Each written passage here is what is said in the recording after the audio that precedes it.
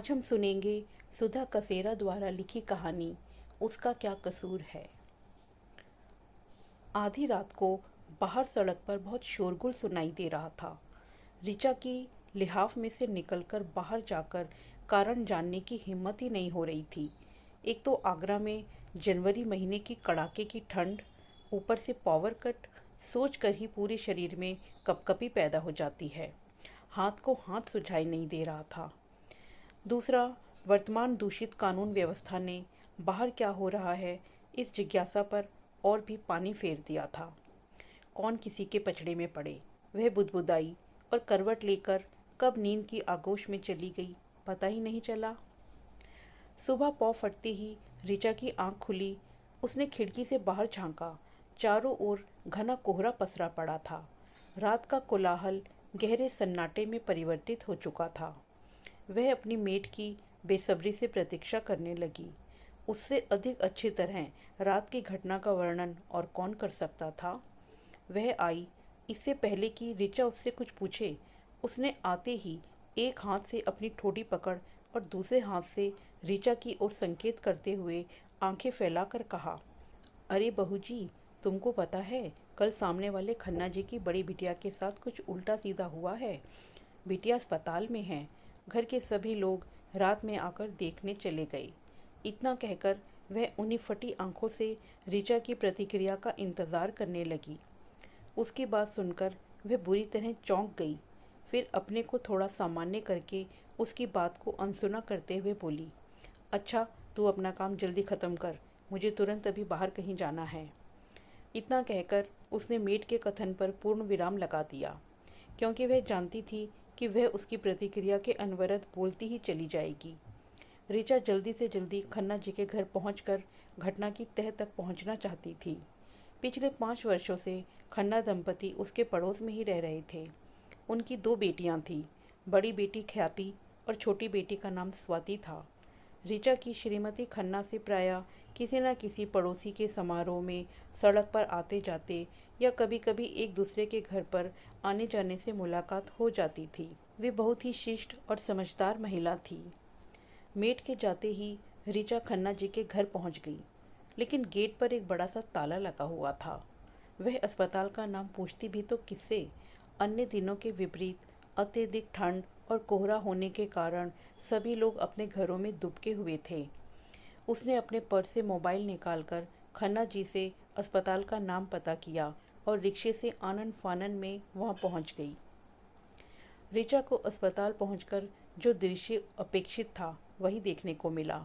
पीड़िता लड़की ख्याति आईसीयू में थी। बाहर खन्ना जी और उनकी पत्नी रात भर के जगे और थके हुए बेंच पर एक और लुढ़के हुए थे। उनकी छोटी बेटी उन दोनों के बीच में उनिंदी सी बैठी थी। एक और 3-4 पुलिसकर्मी तथा पत्रकार खड़े थे, इस इंतज़ार में कि पीड़िता होश में आए और भी उसका बयान ले। 5-6 लोग और भी थे जिनको वह पहचानती नहीं थी। शायद खन्ना जी के रिश्तेदार होंगे जो कि आपस में खुसर फुसर कर रहे थे।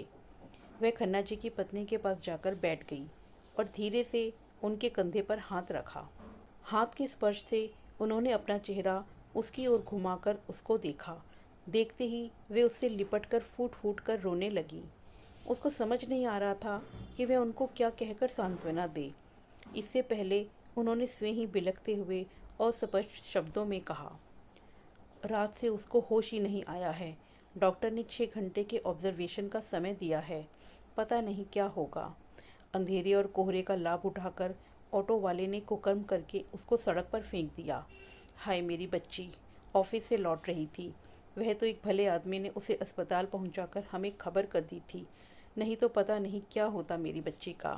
उन्होंने एक ही सांस में सारा वृतांत कह सुनाया। उफ, कैसे भेड़िए हैं। इनको तो कानून की सज़ा देने से पहले ही गोली से उड़ा देना चाहिए। बात सुनते ही ऋचा ने आक्रोशपूर्ण शब्दों में बेखास्ता बोला। फिर कुछ संयत होकर उनको सांत्वना देती हुई बोली, आप बिल्कुल चिंता मत करिए, ख्याति बिल्कुल ठीक हो जाएगी और पापी को उसके पाप की सज़ा मिलकर ही रहेगी। अभी उसकी बात पूरी तरह समाप्त भी नहीं हुई थी कि डॉक्टर ने आकर बताया कि उनकी बेटी को होश आ गया है। यह सुनते ही सभी लोग उससे मिलने के लिए दौड़े, लेकिन डॉक्टर ने सबको एक साथ उससे मिलने की अनुमति नहीं दी। परिवार के सदस्य एक एक करके ख्याति को देखने गए। जब ऋचा की बारी आई तो उसने देखा वह दर्द से कराह रही थी और बुदबुदा रही थी। डॉक्टर साहब, मुझे बचा लीजिए, मैं उसको नहीं छोड़ूंगी, उसको सजा दिलवा कर रहूंगी। उसने उसके कंधे पर हाथ रखकर कहा, हाँ बेटा, तुम ठीक हो जाओ तो वही होगा जो तुम चाहोगी। उसकी हालत देखकर वह बुदबुदाई, करे कोई और भरे कोई। वह भरे मन से बाहर आ गई। उसको लग रहा था कि वह और अधिक देर तक उस वातावरण को नहीं झेल पाएगी, क्योंकि ख्याति को देखकर उसका अपना जख्म, जिसका सिर्फ निशान रह गया था, फिर से हरा हो गया था। उसने फिर आऊँगी कहकर वहाँ से विदा ली। घर आकर वह तकिए में मुँह छिपाकर खूब रोई और बुदबुदाने लगी, हे भगवान, ख्याति की तकलीफ मुझसे अधिक और कौन समझेगा, जो बचपन में खुद इस स्थिति से गुजर चुकी है। अपने सूखे हुए जख्म को उसने कुरेदना आरंभ कर दिया। उसे याद आया किस तरह उसके सगे चाचा ने उसके साथ मौका देखकर बलात्कार किया था, लेकिन आज के विपरीत उस जमाने की बेटियां माँ से इस विषय पर चर्चा भी नहीं कर सकती थी। यही उसने किया। यदि किसी तरह माँ बाप को पता चल भी जाता था तो वे बदनामी के डर से और बेटी के दागहीन भविष्य के लिए अपनी बेटी को तो अपना मुंह बंद करने के लिए कहते ही थे, साथ में स्वयं भी चुप्पी साध लेते थे। कोर्ट कचहरी तो बहुत दूर की बात थी और बलात्कारी बिना किसी डर के घूमता रहता था। लेकिन शरीर के अन्य घाव की तरह यह घाव भी भर जाने पर क्या स्त्री मन के घाव को भूल पाती थी? नहीं, कभी नहीं। इस हादसे से पीड़ित स्त्री के शरीर के घाव से अधिक कहीं गहरे मन के घाव हो जाते हैं, जो किसी दवा से नहीं भरते। उसकी आत्मा तार तार होकर चीखने लगी कि आखिर स्त्री का क्या कसूर है जो उसके साथ ऐसा हादसा होता है। उसका अपने शरीर पर भी अपना एकमात्र अधिकार क्यों नहीं होता है? और उसने बुदबुदाते हुए भगवान से पूछा, तूने औरत के शरीर की ऐसी संरचना ही क्यों की कि हर कार्य में पुरुष के कंधे से कंधा मिलाकर चल सकने वाली औरत सदियों से इसके कारण पुरुष के सामने कमज़ोर पड़ जाती है, हार जाती है। फिर स्वयं ही अपने सवाल का उत्तर देते हुए सोचने लगी कि भगवान की इसमें क्या गलती है। उसने तो स्त्री को मातृत्व पद से गौरवान्वित करके पुरुष से भी ऊंचा दर्जा देने के लिए उसके शरीर की ऐसी संरचना की है, लेकिन पुरुष उस गरिमा को तार तार करके बुद्धि होते हुए भी यदि बुद्धिहीन जानवर की तरह उससे ऐसा व्यवहार करे तो भगवान भी क्या करे। ख्याति अस्पताल से घर आ गई थी। वह नींद में भी बड़बड़ाती रहती, मैं उसको छोड़ूंगी नहीं। ऋचा सुबह शाम उसको देखने उसके घर चली जाती थी और वहाँ जाकर उसे सांत्वना देकर कि वह पहले ठीक हो जाए, फिर जरूर उससे बदला लेगी। उसका स्वभाव भी मिलनसार था। ऋचा को ख्याति बहुत पसंद थी। वह यह भी जानती थी कि उसका बेटा कबीर और ख्याति एक दूसरे को बहुत पसंद करते हैं और विवाह करना चाहते हैं। वह गहन सोच में पड़ गई कि इस हादसे के बाद कबीर एक बार भी ख्याति को देखने नहीं गया। उससे विवाह को लेकर उसकी प्रतिक्रिया स्वीकारात्मक तो होगी ना। उसके मन में पता नहीं क्या चल रहा है। ऋचा ने मन ही मन निश्चय किया कि वह हर संभव ख्याति को ही अपनी बहू बनाएगी। पूरी रात ऋचा ने आंखों में ही काट दी। सुबह कबीर ऑफिस जाने के लिए तैयार हो रहा था। वह अधिक देर तक दुविधा की स्थिति में नहीं रहना चाहती थी। उसने कबीर को अपने कमरे में बुलाया और बिना किसी भूमिका के उससे पूछा, तुझे पता है ख्याति के साथ क्या हुआ है? मामा, आप भी कैसी बातें करती हो? ऐसी खबर कहीं छिपती है भला? तू उसको देखने एक बार भी नहीं गया, तू उससे शादी तो करेगा ना? ऋचा ने उसकी आंखों में देखते हुए पूछा तो कबीर माँ के इस अप्रत्याशित प्रश्न को सुनकर भौचक्का रह गया। अभी उसकी बात पूरी भी नहीं हुई थी कि कबीर बोला, ऐसी लड़की से कौन शादी करेगा भला? और आप मेरी माँ होकर ऐसा सोच भी कैसे सकती हैं? मैं क्यों करूँगा उससे शादी? और लड़कियाँ मर गई हैं क्या? या मेरे में कोई कमी है कि मैं उससे रिश्ता जोड़ूं? समाज क्या कहेगा? यही ना कि या तो लड़के में कोई कमी होगी या ढेर सारा दहेज मिला होगा, इसीलिए ऐसा रिश्ता किया होगा। ऋचा कबीर के इस तीखी सपाट उत्तर को सुनकर सख्ती की हालत में आ गई। उसे ऐसा लगा जैसे उसके पुराने जख्म पर कबीर ने नमक छिड़क दिया हो। जल्द ही खुद को संभालते हुए वह बोली, तेरी बात पूरी हो गई हो तो मैं कुछ बोलूं?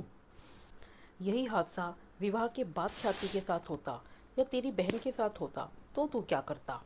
उसको या अपनी बहन को घर से निकाल देता, या उसका गला घोंट देता, या वह परिवार और समाज से तिरस्कृत होकर आत्महत्या कर लेती। आखिर ख्याति का कसूर क्या है? यही ना कि वह एक लड़की है। गलती तो उस पुरुष की है जो उसे अपनी हवस का शिकार बनाकर समाज में बेखौफ होकर छुट्टा घूम रहा है।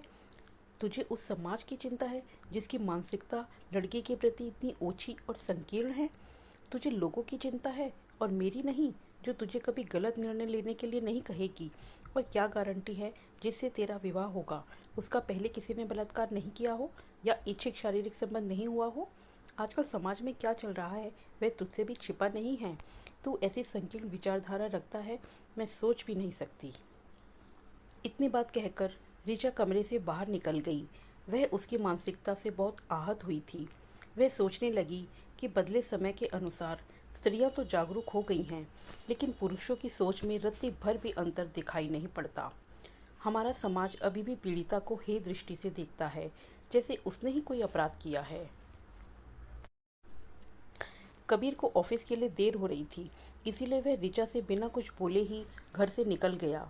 लेकिन आज उसका ऑफिस के काम में मन ही नहीं लग रहा था। पूरे दिन ऋचा के शब्द, तेरे विवाह के बाद ऐसा होता या तेरी बहन के साथ ऐसा होता तो तू क्या करता, उसके कानों में गूंजते रहे और वह गहन सोच में डूबा रहा कि वास्तव में ख्याति के साथ ऐसा विवाह के बाद होता तो क्या वह उसे छोड़ देता?